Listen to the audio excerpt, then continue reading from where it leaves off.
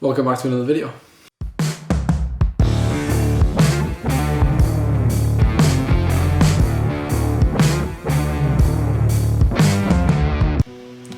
Before we get started in this video, you know, I've been told that this isn't very good.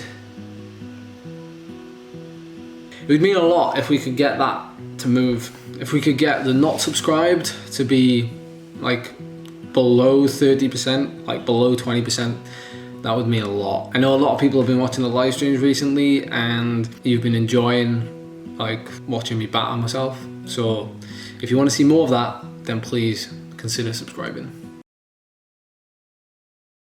So this video has been in the works for a while now, and I've really just been biding my time to do it and to get all the information together. But this video is all about breaking down that 34-minute 19-second, I think it was, time up Alpe Zwift, and I want to share like my experience from doing it, how I broke it down, and we're gonna like try and break it down into certain key areas. And it's gonna require a laptop, it's gonna require for you to see my screen, it's gonna require some snippets from the actual live stream that I did as well. Sorry if the quality is a little bit lower for those, but at least it just gives you an idea of what's going on. I put it on Instagram, I also put out on my YouTube community tab as well, for any questions that you guys might have for me to cover in this certain video. A lot of the videos had similar kind of answers or similar kind of ideas. How do I get through the 34 minutes mentally? 34 minutes is a long time to do an effort. It certainly is. Like, you kind of get in the zone. It's the same with any kind of effort, I guess, although 34 minutes, it's all relative. You don't really start hurting, hopefully, until the last part of the effort. How did I pace the effort? We'll touch on that. Did you sign into my account and do it? Did I break the effort down into sections?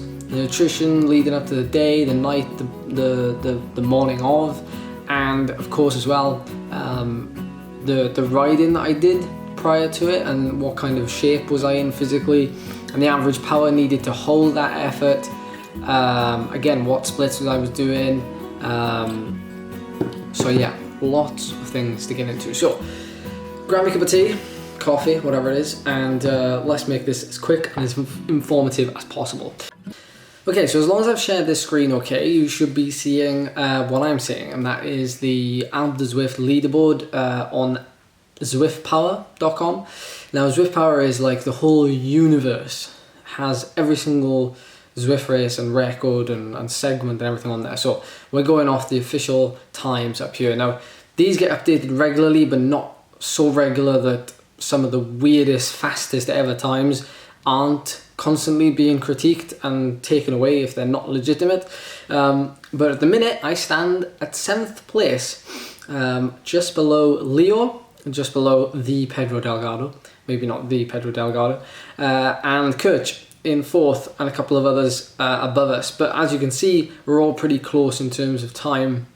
My time was at 34:19, gives you my power there, 353 watts at 59 kilos, watts per kilo, 6 watts per kilo, and then it tells you which event I did it in on the 4th of April 2020. So there it is, the 12.2 kilometer segment with just over 1,000 meters of elevation gain and an 8.5% average gradient.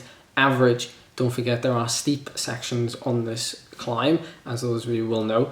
The average time is 1 hour, 6 minutes and 14 seconds. So anybody who goes under the hour on the Alpe is pretty respectable.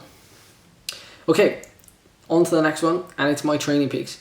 The reason why I wanted to show you the Training Peaks dashboard, particularly the performance management chart, which kind of gives you an insight into my fitness and the type of sessions I was doing leading up to it. So the red dots are going to be the TSS, the blue dots are going to be intensity factor, and yeah, the blue line, I guess, is fitness, or at least CTL we call it. So just for the basics for this video, we're going to be looking at from the 1st of February all the way up to the 4th of April, which was the day that we did it, which is there. It was a Saturday. It was 2 p.m. in the afternoon.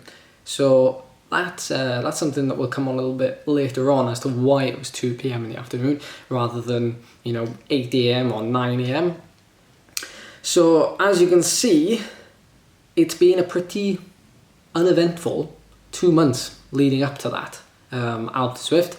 The UK went into lockdown maybe a week prior to the Alpe Zwift attempt, so I'd only spent a week on the indoor trainer, but that hasn't affected my weeks of training building up to this. What I have picked out here already is this day where I did 380 watts for 20 minutes at the 5th of February. Now, that was an outdoor ride, so some of you will know if you follow me for long enough, I do better outdoors than I do indoors. A lot of people actually do better outdoors than indoors, but some people can actually do better indoors than outdoors. Go figure. So, there was peaks and troughs. There wasn't any massive overload. I wasn't into any big fatigue.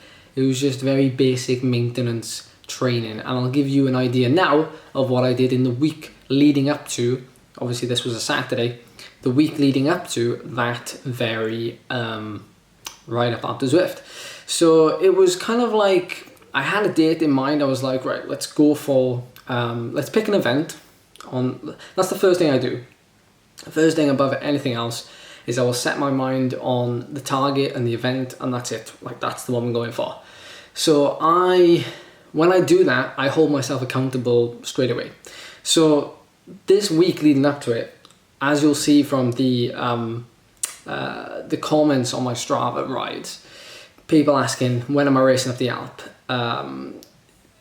Is the attempt happening this weekend? And even Keith here on the 2nd of April, just 2 days before, 2 days before, he asks me, and I'll say, I'll see how I feel. So at the end of the day, it is down to how I feel, and I'm not just going to jump right into it. So this is the 31st of March. I do a session which, if I recall, was very short. As you can see, an hour. It was 2.5 minute VO2 max effort. So 2.5 minutes on, 2.5 minutes off, repeated 4 times I think it was. Then I had a short break, and then I did another 3 reps. So not 3 sets, just another 3 reps. So 4 in the first set and then 3 in the second set. Then I did a race after it, came 7th, not bad. The day after was another event, part of the Tour of Utopia. That was a double day, but with this one, stage 3, I actually used it as a training session where I did some over and unders for half an hour up the Alpe, and that led me to probably this whole week I achieved around 800 TSS. So coming to the end of the week, I was obviously getting close to that 800 TSS. So a recovery spin, if you call it that. Then I did a sufferfest routine. And then we've got this now, which was the day before, and it was a fairly big race, stage 1, but I didn't push myself. Some of you may remember this took in some of the biggest climbs of Utopia. I didn't push myself, I just wanted to open myself up, and I did a couple of efforts, which you'll see very quickly. This is the day before. So the day before I did an hour and a half, and then obviously the following day at 2 p.m. This was at 8 a.m. So I had almost more than 24 hours of recovery between this and that. So this was the ride.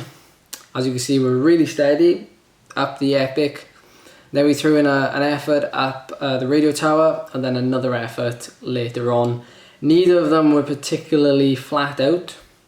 This one, 361 watts, which is bang on the pacing that I wanted to do for the Alpe, actually led me to an average heart rate of 159,167 beats per minute, maximum over 7 minutes. What I read into that on that day, and I remember this now, is that I knew that I was in good shape for an Alpe attempt because my heart rate was taking so long to rise. That's something that's crucial, I feel, when you're planning a long effort that needs great pacing, because Someone like myself can't perform very well if my heart rate spikes very quickly. I have to almost hold back, and I've got to let my heart rate come up to meet the effort and then gradually increase over the length of time that I'm doing the interval, rather than, this goes for long efforts now rather than the short efforts, rather than just spiking straight up and then like, you know, barely hanging on to a thread because my heart rate is so high. So then this leads us on to the Alpe Zwift attempt that following day. And I got a lot of people saying, you know, what training difficulty are you using? I was using like 50% training difficulty, and I'm not going to go down that rabbit hole again. There was plenty of comments on it, but this is the attempt to do a PB, but also to go sub 34 minute, which I obviously failed. But I did manage to average 6 watts per kilo, 358 watts. My cadence, like I said, is partly down to the training difficulty, but you know, whatever floats your boat is what I say. So as you can see, well, pacing pretty bang on. And if I break this down as simple as possible, I did 3 different segments for this climb. There was the first 5 kilometers from, I think it was 12.2 to 7.2 kilometers. So obviously counting down. That first 5 kilometers I was hoping to do in around 13-14 minutes and an average watt of 345. Then the second 5 kilometers, which would take me up to around about 2.5k to go, I was looking at averaging 355, which is bang on 6 watts per kilo. And then the final 2.5k or whatever was left, it would just be all in. But in theory, I would have held back enough to unload the whole matchbox on the fire. So if we look at the last section, you can see my heart rate is very steady to come up, very steady. And I was actually riding in a group at this point that I was actually off the back of the main group that had raced on. And the group that I was in, we hit it steady, but we had a rider in there who's been talking to me back and forth for the last couple of years, loves hill climbing, Dean Cunningham, and he gave us a bit of a tow for the first couple of K, which was brilliant. But allowed my heart rate to gradually come up, and it wasn't until we're at the halfway point that we actually hit what turned out to be my average heart rate. So it wasn't until we got to, here we go, almost exactly halfway that my heart rate matched my average. So 173 versus my average 173. Then it stays like that for a while, which is great, and then it really ramps up at the end, and that's where, you know, I fully emptied the tank. Now, it takes a lot of confidence and knowledge to pace an effort, because for me, the pacing of the climb is more important than anything.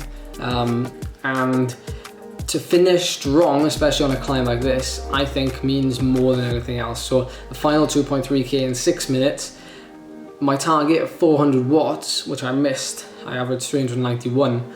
But at the end of that effort, you know, you really are just giving everything you've got. So a zoomed out picture gives you a better indication of how the effort was ridden. You can see almost a flatline power graph until the last 6-7 minutes, and the heart rate just gradually rises the whole way. And that's exactly how I ride. If it's a pan flat time trial that we have back at home, that's exactly how I ride it. So I'm pretty happy with how I rode it in terms of pacing. Nutrition wise, there's not a lot to say on it. My nutrition didn't change in the weeks leading up to it. I was very much eating what you call normal diet. You know, wasn't holding back, wasn't, you know, depriving myself of anything. If anything, what I was doing was making sure that I wasn't eating too much, and I was eating more greens, so I was filling up, possibly what you'd call artificially filling up, because there's a lot more volume. It's the volume of food you have to think about. So that's one thing I was being mindful of. So you could call that maybe a change or something different that I did. But really, you know, the actual fueling strategy for the event on the morning of, I would just have a normal breakfast. And at this moment in time, it was 4 Weetabix. And because the ride was at 2 p.m. in the afternoon, what riders would generally do, especially if they're racing at 1 o'clock in the afternoon, which some road races do start at 1 o'clock in the afternoon in the UK, they will do a fairly big breakfast at 7 a.m.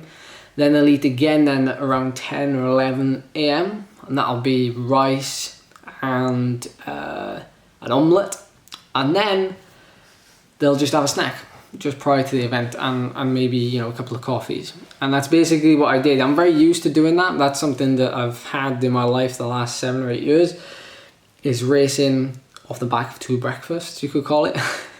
So it was very normal for me. And I think the more normal you make it, the more routine that you make it, then the easier it'll make the build up to, you know, your own personal best, for example.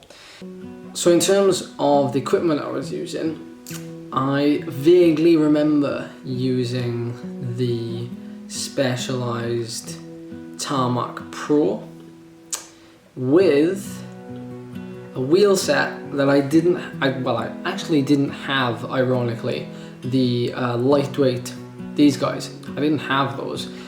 You obviously unlock the lightweights when you get to the top of the Alpe and you get that little wheel thing. So I was riding the NV SES 3.4s, and that was my setup. You know, people have said to me that possibly, you know, me in a slightly fitter state with the lightweight wheel set, I could potentially go faster again. So, you know, let me know down below if this was of any value to you, if you understood like how to pace, how to get a little bit more out of your pacing. You can see like the fact that there was very little difference between the first 5k and the second 5k, only 10 watts, and that can make a real difference. You know, when you're only 10 watts below threshold or 10 watts above threshold, lactic can really start to build up very, very quickly. So hopefully that's taught you something that, you know, you can only just play around with how you ride and where you ride, and, you know, over the long term, especially the long efforts, you can really control, you know, and pace your ride, especially for something this is just directed at the Alpe. Hopefully you got a lot out of it, and you know, maybe you can share it with somebody. But leave a comment down below. I mean, I want to try and get, you know, a 33-minute time up the Alpe. That was my target, to break 34 minutes, and I came 19 seconds short. So it's something I definitely want to do. And yeah, it got a lot of hype last time, and I appreciated all the support, so we've got to do it again. Anyway, taking up enough of your time. Thank you very much for watching. Please hit that subscribe button, that like button. It really helps out this video on this channel. As usual, you're just the best. I'll see you soon.